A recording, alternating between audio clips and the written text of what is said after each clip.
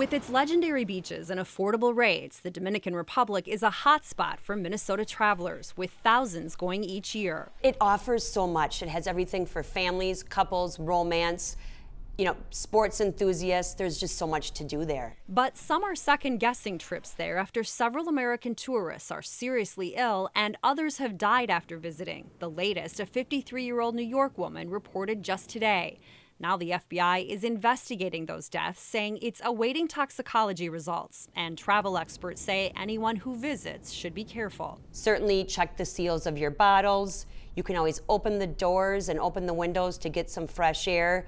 And always use the same caution as you would traveling anywhere. That's the same kind of advice Andrea Wallace gives all her clients at Escape with Us Vacations, stressing that people die on vacation every day in every country. And while none of her customers have so far decided to cancel trips to the Dominican Republic, she says there are other great alternatives. So if you do have a concern, that's absolutely okay. We can find you something else that I think would be awesome.